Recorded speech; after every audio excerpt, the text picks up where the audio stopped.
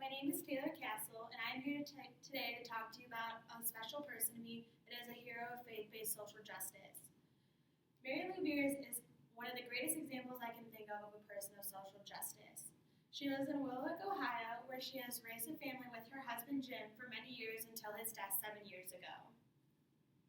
Jim inspired Mary Lou to be involved with the issue of mental and physical disabilities.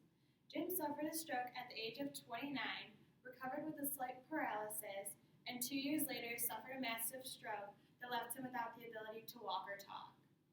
The doctors urged Mary Lou to let her husband go and end his suffering. Mary Lou refused. She believed her husband would live life to its fullest, no matter his disability, and make every day an ability to love.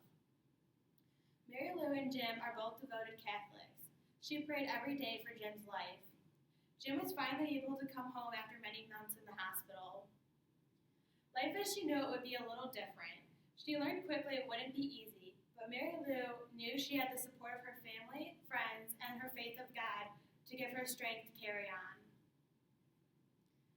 She had to learn to be a caretaker as well as a wife. Mary Lou became her husband's legs, his arms, and his voice. She would learn to carry his body to bed. She learned to blend him and feed him food, and she learned to help him with each daily need. They formed a new system of communication that Mary Lou will tell you came as a gift from the Holy Spirit. With a slight movement of Jim's hand, they were able to communicate using the alphabet and spelling out each letter at a time for a word. Sometimes Jim used a computer. This would open many doors for him. Mary Lou tried to keep life as normal for Jim and her family. They went on family vacations. Mary Lou took Jim out to every sporting event of his children, and they even were still able to go out to dinner. With Jim out of a job now, Mary Lou had to find a new way to support her family. They decided together that they had a story to tell, and they started telling it through motivational speeches at churches, hospitals, businesses, and even prisons. Jim and Mary Lou were asked to come to Grafton Prison. Mary Lou says she was a little scared, even a lot scared to go there. This is an all-men's prison, but Jim was ready to go, so Mary Lou had to take him. Jim believed that if his story was to touch one person, that was worth his mission. Mary Lou jokes that the reason the hall was so full of inmates that night was because they posted on the wall that they were offering a couple of beers that night. Mary Lou often started off her presentation with a song she had learned many years before. It goes, I bow to the God in you, I bow to the God in you, I bow to the God in each of you. She noticed a man named Rocco, a big guy with tears that started rolling down his cheeks.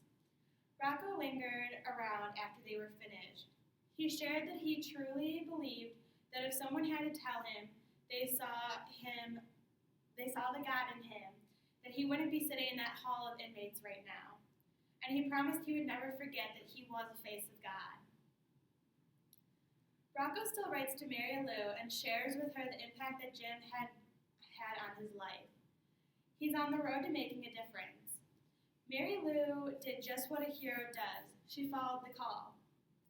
Another example of Mary Lou's willingness to be a hero of faith-based social justice is when she and Jim were asked to speak at a school in Lakewood, Ohio, to a group of kids that had disabilities.